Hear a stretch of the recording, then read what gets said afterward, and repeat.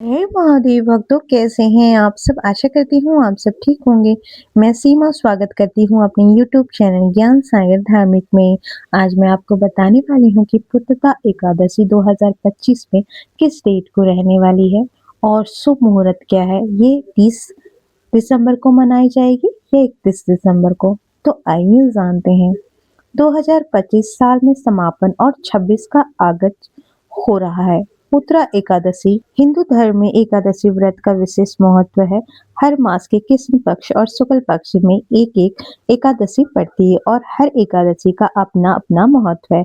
ऐसे में पौष माह के शुक्ल पक्ष में पड़ने वाली एकादशी को पुत्रदा एकादशी कहा जाता है। साल 2025 का समापन और साल 2026 का आगत इसी बेहद शुभ और व्रत के साथ हो रहा है। मान्यता है कि इस व्रत को रखने से योग संतान की प्राप्ति होती है और संतान के जीवन में सभी कष्ट दूर हो जाते हैं। और इस बार पौष माह के पुत्रदा एकादशी की तिथि को लेकर लोग बहुत कंफ्यूज है। इसी चीज को दूर करने के लिए मैं आपको बताना चाहती हूँ कि इस साल पुत्रदा एकादशी किस डेट को रखी जाएगी। 31 दिसंबर। इसके साथ ही व्रत का पारायण करना कब शुभ होगा, लाभकारी होगा, आइए ये भी हम जानते हैं अपनी इस वीडियो में। पौष माह के शुक्ल पक्ष की एकादशी तिथि 30 दिसंबर को सुबह 7:51 पर आरंभ होगी, जो 31 दिसंबर को सुबह 5:00 समाप्त होगी। ऐसे में पौष पुत्रदा एकादशी का व्रत दोनों ही दिन रखा जाएगा। परंपरा के अनुसार ये व्रत 30 दिसंबर को मनाया जाएगा। 30 दिसंबर को व्रत गृहस्थ लोग रखेंगे और वही वैष्णव संप्रदाय के अनुसार पुत्रदा एकादशी का व्रत 21 दिसंबर को रखा जाएगा। मन में ये कंफ्यूज होता है कि हम व्रत तो हमने रख लिया, लेकिन पारायण किस दिन को करना है। तो बता दें, पुत्रदा एकादशी का व्रत 2 दिन रखा जा रहा है। ऐसे में अगर आप 30 दिसंबर को व्रत रख रहे हैं तो 31 दिसंबर को दोपहर 1:26 से लेकर 3:31 तक आप कर सकते हैं। वही अगर 31 दिसंबर को व्रत रखने वाले 1 जनवरी को पारायण करेंगे सुबह 7:14 से लेकर 9:18 तक। ये ऐसे में जानते हैं कि पुत्रदा एकादशी का महत्व क्या है। हिंदू धर्म में एकादशी तिथि को अत्यंत पवित्र और पुण्यदायी माना गया है।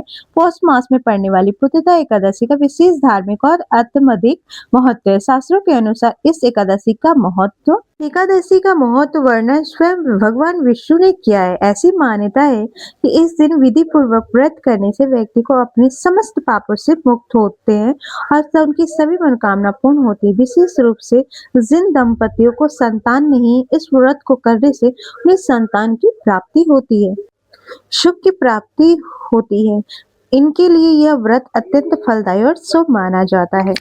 नए साल के आरंभ में 7 पुत्रदा एकादशी होगी।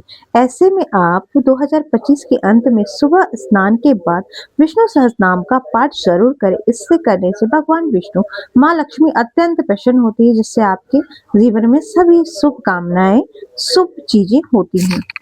2026 गुरुवार के दिन है, इसीलिए गुरुवार के दिन होने के कारण आप चने दाल और हल्दी, केला या पीले वस्त्र का दान जरूर करें, जिससे आपका पूरा साल अत्यंत सुख और समृद्धि में बीते।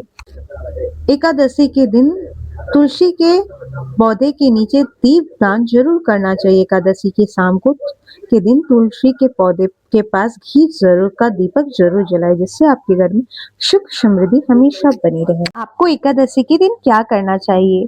सुबह उठकर जल्दी से स्नान करें, पीले वस्त्र पहने और भगवान विष्णु की पूजा करें।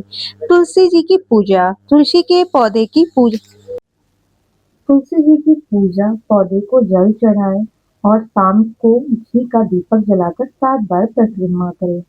ओम नमो भगवते वासुदेवाय मंत्र का जाप करें और सात्विक भोजन करें, जैसे कि फल, दूध, मेवे खा सकते हैं और अनाज, दाल, प्याज, लहसुन वर्जित गैर माना गया है। दान करें। अन्न, गेहूं, आटा, जल, वस्त्र, धन, फल या अनानास का दान जरूर करें। धार्मिक ग्रंथों का पाठ करें। गीता, भागवत, विष्णु पुराण, सहस्त्रनाम जैसे ग्रंथों का पाठ करें। फलाहार या निराजल व्रत करें। मैंने आपको बताया कि 2025 के लास्ट में पुत्रदा एकादशी कब किस डेट को मनाई जाएगी और आप पारायण के लिए वो कर सकते हैं। अगर आपको मेरी वीडियो पसंद आई हो तो प्लीज आप मेरे चैनल को लाइक, सब्सक्राइब, शेयर जरूर करें और कमेंट में हर हर महादेव जरूर